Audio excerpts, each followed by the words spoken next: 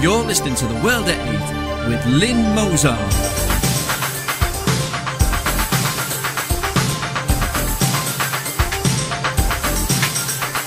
The World at 8, the number one in nationalist news.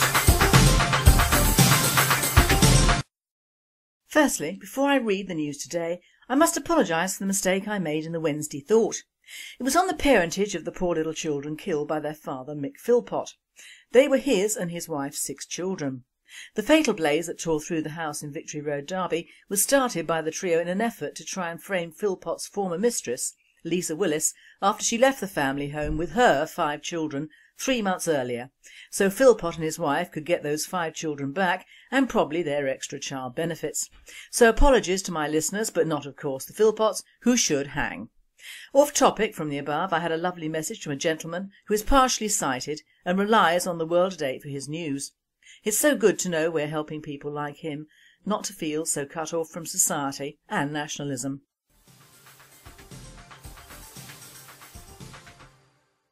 Highlights of the news today, Friday the 5th of April. Cutting the minimum wage is no way to make work pay. BBC silence over licence fee loophole. Rorke's drift survivor remembered after 130 years. There are illegal immigrants and then there are... Air France fined for removing pro-Palestinian activists from flight to Israel. Belly of the Beast with Nick Griffin on UKIP, defectors. Stop the boats until all this is sorted. A Christian catastrophe, Islamist cleansing in the Middle East. Thought for the day, the NHS, are we really fooled by TV propaganda? And finally, who's got the horn then?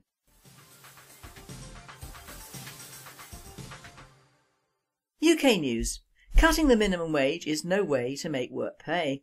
Well, I never thought I'd agree with the Green Party or its leader, Natalie Bennett, but her article in the Huffington Post is one I cannot fault and must recommend. In her article she writes, the government's stated aim in introducing the bedroom tax, in slashing of council tax benefit that forms a new poll tax, in ending of disability living allowance and making a host of other benefit cuts is to make work pay. Just start with the factor that the smaller social homes that the bedroom tax sufferers are supposed to move into simply don't exist. And as many have pointed out, the jobs that the government is telling benefit recipients to go out and get also don't exist. 2.5 million people, 7.8% of the workforce, are looking for jobs, and there are about 500,000 vacancies.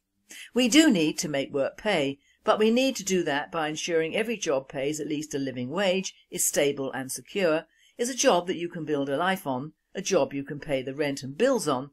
And we need to provide benefits, decent benefits, that allow those who don't have their jobs to have a decent life.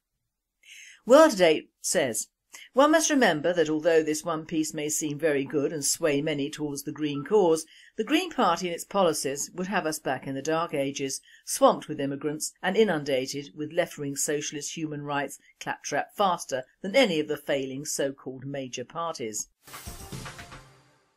BBC silence over licence fee loophole.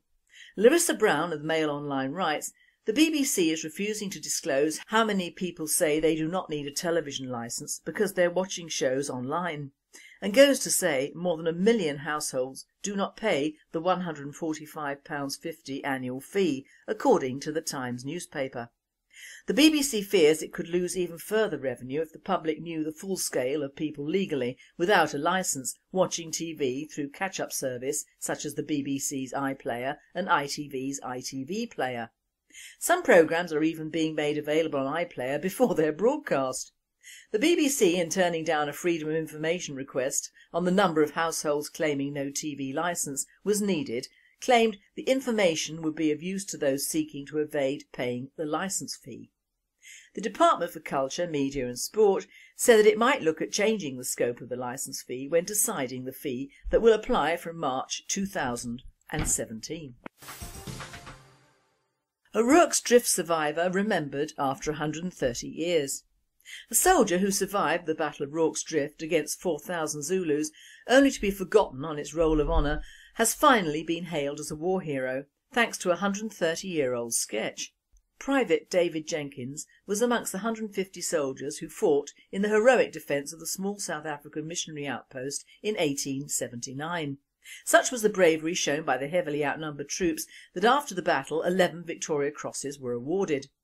However, Private Jenkins's name was somehow left out of the Roll of Honour, and for more than 130 years his descendants have tried in vain to have his heroism recognised. But they had no proof, until spotting a sketch of a Private Jenkins by a Victorian war artist that was being used to illustrate a competition run by the National Army Museum. The Battle of Rorke's Drift has been nominated as one of Britain's greatest battles, and the image chosen to represent it was a pencil sketch by Lady Elizabeth Butler of Private Jenkins. His great-grandson, Jeff Rees, recognised the face instantly and was able to prove to historians that his relative was a long-forgotten war hero. Each soldier who survived the battle had also been given a Bible to commemorate their role. Private Jenkins' Bible was handed over to the museum's historians as added proof that he had fought at Rorke's Drift. Private David Jenkins of the 1st Battalion, 24th 2nd Warwickshire Regiment of Foot has now been reinstated in the battle's Roll of Honour.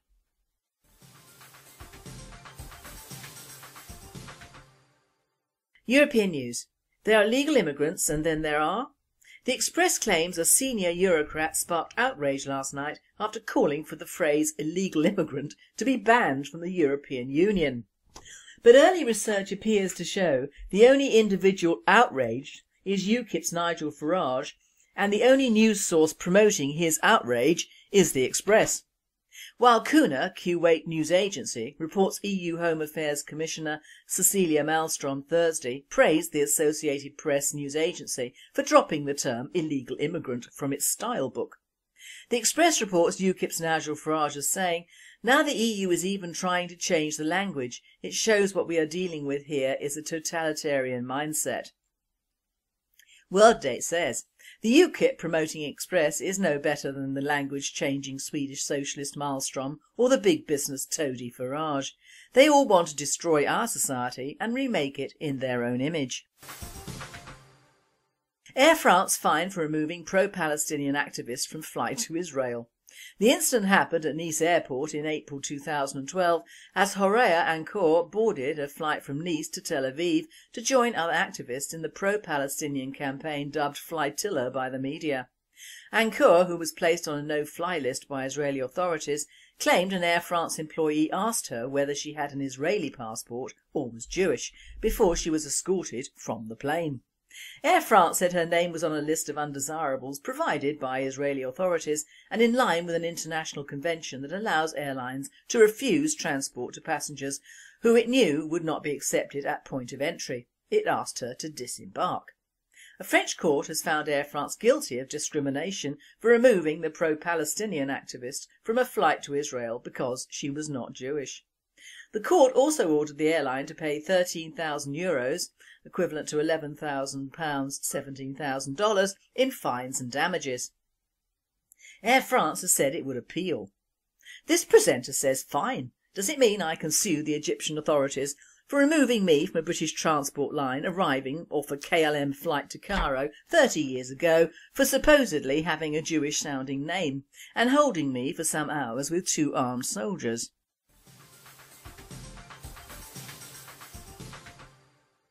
Belly of the beast. I now hand you over to Nick Griffin MEP, who today is covering UKIP, defectors. The European Union is institutionally anti-Christian. Traditionalists all over the crumbling Brussels Empire have complained for years about the pointed lack of any reference to Christianity among the list of founding values of the EU. But even atheistic Marxists like their Easter holiday break, so this week was a Green Week, one of those supposedly allocated for constituency work, during which only the terminally greediest of MEPs go to Brussels in order to draw their daily attendance allowance.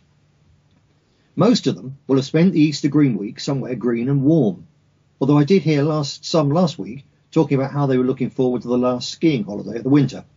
For me, there was still grubby snow piled up along the sides of the roads in the hills around Accrington, Burnley and Pendle, and on the tops of the Cumbrian Fells. But that was the only evidence of global warming that I saw. Still, I spent the week on constituency work as we're supposed to, and I can report plenty of support out there for the BNP, and huge amounts of anger against the Condem regime over their various failings, and against Labour councils for raising council taxes rather than putting up any kind of fight against the continued dismantling of Britain. The political news continues to stem largely from the controlled media's continued love-in with UKIP, which is now clearly the weapon of choice for media moguls and hacks, angered by the Tories' pitiful attempts to limit the democracy-breaking powers of the professional liars of the media elite. There is, of course, no denying that the relentless media plugs and the vast amounts of City of London money they have to play with means that UKIP are riding high at present. There's no point denying it or avoiding the issue. Instead, we must tackle them head-on whenever they try to move away from their elderly middle-class support base and attempt to move into our working-class heartlands. Canvassing in the evenings after several days' constituency work in parts of the North West this week, my team and I experimented with several anti-UKIP messages. We soon found the simplest and the best. They're just rich Tories. It doesn't even seem to need explaining. If necessary, of course, the evidence is all there. Farage getting into politics in anger at the EU imposing rules to control City of London casino commodity broking firms like his. UKIP MEPs fiddling their expenses into their family businesses, and the party welcoming the notorious Tory expenses cheats, the Hamiltons. Former Tory MP turned UKIP leader Roger Knapman using a gang of Polish builders to install luxury bathrooms in his listed Devon mansion. The ultra-Thatcherite voting record of UKIP MEPs in Brussels. I could go on and on. But the good news is that on the doors, you don't have to. Time and time again, the response to our point that they're just rich Tories was a thoughtful expression followed by, yes, you're right. Job done. More, of course, will be needed to convince those not blessed with a healthy automatic rejection of Tory hypocrisy and greed. So we'll be looking also at the records I've kept of the voting patterns of the UKIP MEPs who sit a couple of rows in front of me in Parliament. How many of their current supporters will think, again, once we tell them how UKIP vote time and time again for a free-for-all for the banksters, not just because they oppose, as we do, the idea of Brussels making such regulations, but because they don't think the banks need regulating at all. But of course they wouldn't, would they? Because UKIP are bankrolled by City of London high flyers, and he who pays the piper calls the tune. When I look at the devastation being wrought on the social structure of our country, as the political elite make us all pay for the banksters' crisis, I am, in my angrier moments, much inclined to the slogan, don't let Brussels cap our bankers, we should hang the thieving bastards ourselves. Among the other deeply unpopular votes reflecting UKIP's status as cat's paws of the ruthless corporate elite are their fervent support for GM crops, their enthusiasm for allowing US oil giants to frack up our countryside, and their backing for special free trade deals to allow cheap labour countries such as Pakistan to flood the British market and destroy British jobs. But it all pales into insignificance when compared to UKIP's brutally cynical exploitation of popular concerns over immigration. Quote, stop open door EU immigration, unquote, say the billboards they've got up all over the country right now. It's Maggie Thatcher's swamp speech all over again. The public hear the left-wing media's condemnation of alleged UKIP racism and think the slogan means they're opposed to all immigration. But as I explained last week, UKIP are in fact hostile to immigration from Eastern Europe for the specific reason that it shuts out the immigrants they want to see coming to Britain, hundreds of thousands a year from Africa, India and Pakistan. So we need to get across the difference between UKIP's mealy-mouthed, deceitful, meaningless message about stopping open-door EU immigration and our own position.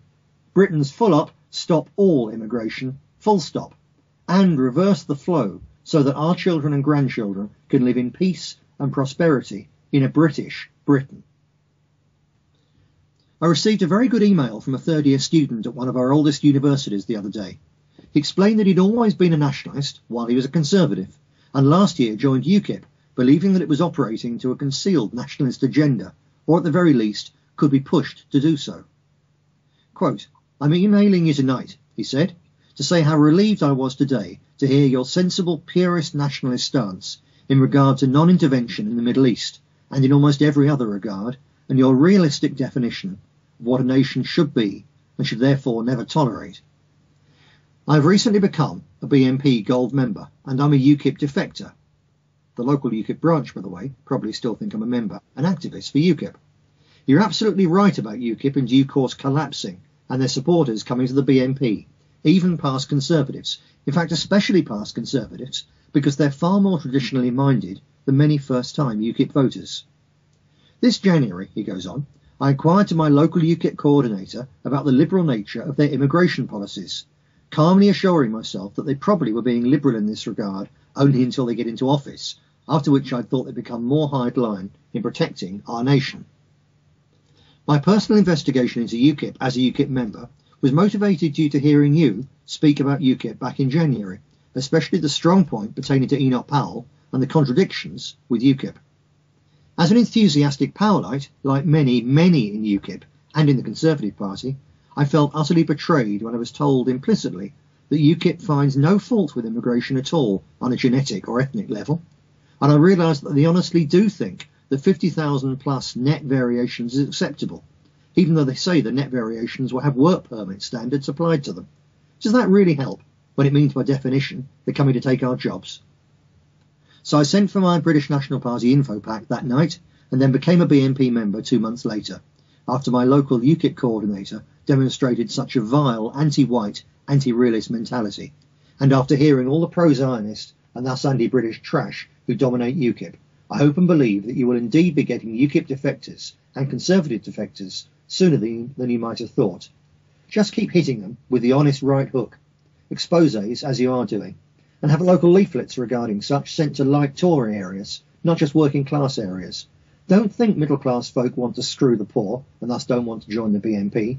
Hell, the rural middle class and upper class, what's left of it, are almost all nationalists at heart and have the intelligence to see through such operations as UKIP, if only you give them the facts they need. Our new member went on to give some more interesting and heartening inside information. I quote, "There's an internal war in UKIP between libertarians and traditional right-wingers, which is splitting the right wing of that party. Then there are the thousands of ex-conservative types, many of them One Nation conservatives, i.e. non-conservatives, and Zionists, who've completely taken over large sections of UKIP. Many of the ones higher up, including on the NEC, are weird, spiritless people who seem politically passive. The party is unstable and won't be there forever. They really don't have any firm beliefs at all. I'm glad to have found my political home in the BNP with people who do." Unquote. Amen to that. Amen. Thank you, Nick.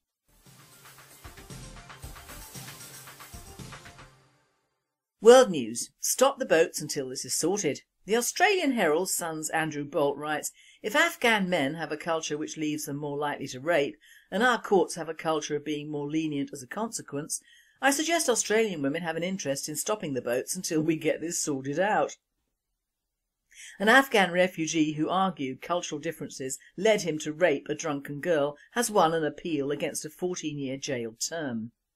Esmatullah Sharifi, 31, pleaded guilty at separate hearings to raping a teen on December the 19th, 2008 and a woman, 25, on Christmas Eve. He's been granted leave to appeal against the sentence for raping the teen. Granting leave to appeal, Court of Appeal Justice Robert Redlich said, "The sentencing judge rejected any suggestion Sharifi didn't have a clear concept of consent in sexual relations.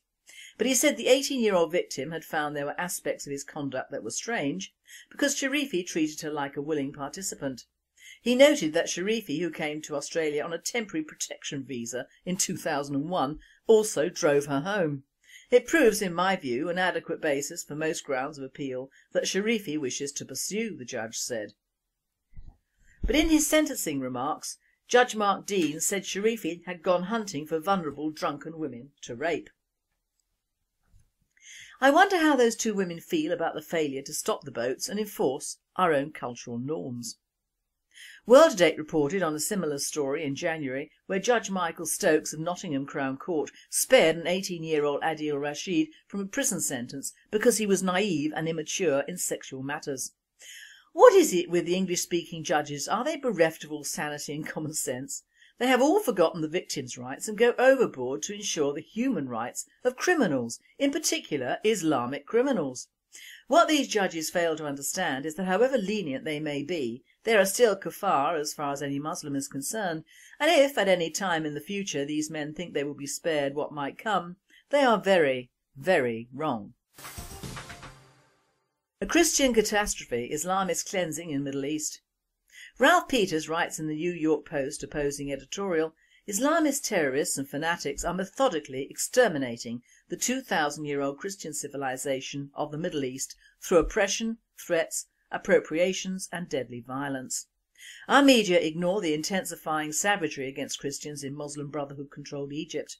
Unconfirmed reports assert that, in the last month, Muslim brothers dragged Christian protesters to a mosque and tortured them, but our reporters won't look into an Islamist Abu Ghraib.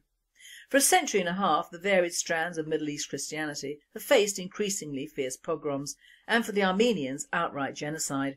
But with the rise of Wahhabi and Salafist terror, the long slow-motion Holocaust accelerated. If Islam is a religion of peace, it's time to show the evidence to the endangered Christians of the Middle East. But disappointingly, few Muslims actively defend religious minorities.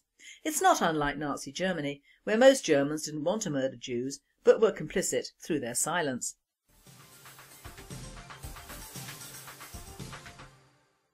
Thought for the day. The NHS, are we really fooled by TV propaganda?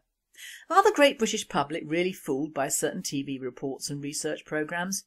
I saw one the other day on our National Health Service, or rather what there is left of it for us Brits, and the very clever placing of certain words and people did Hollywood proud.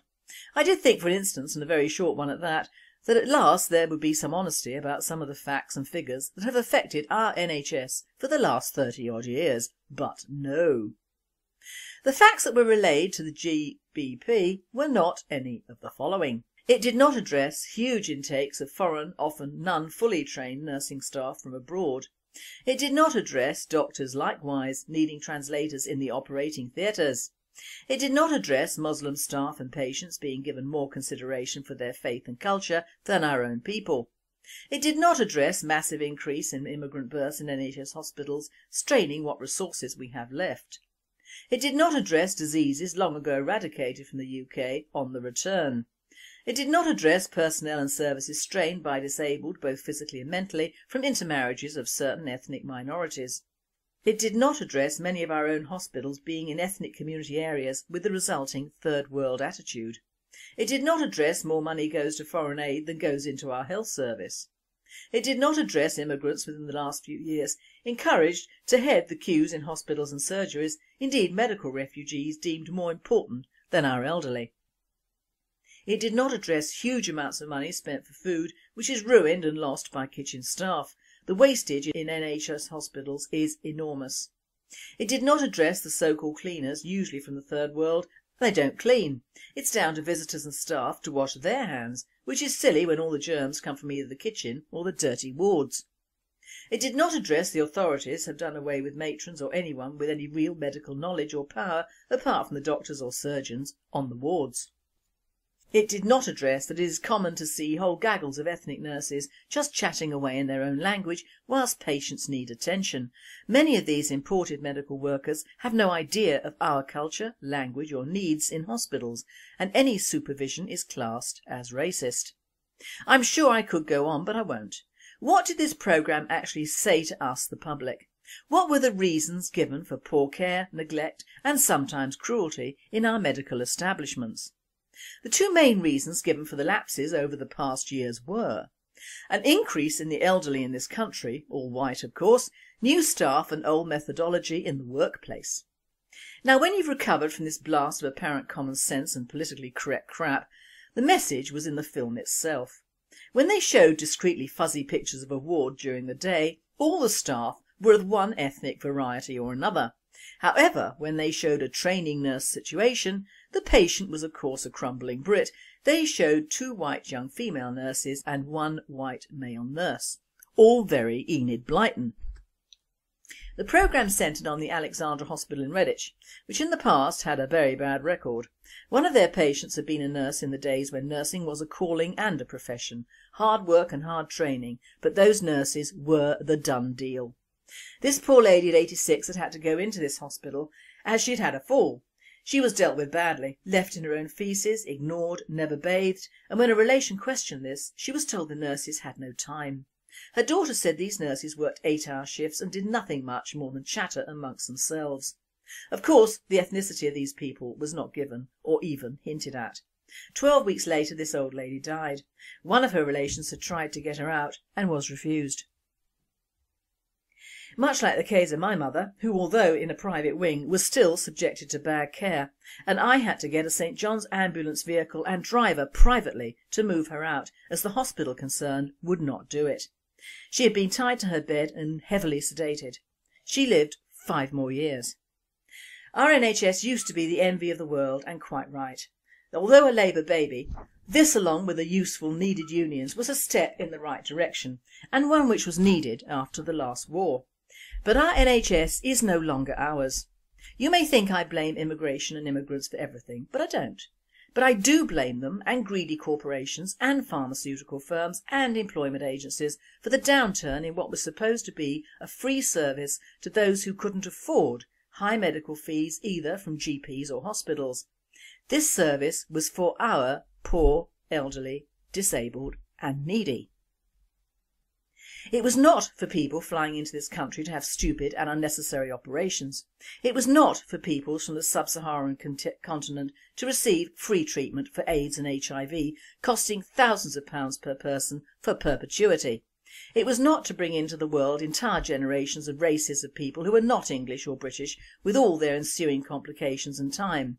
It was not to deal with strange foreign illnesses and epidemics. In short, it was for us, not them. And the same goes for staffing. There are over 400,000 nurses working in the NHS today. How many are well qualified, well educated Brits? Not many.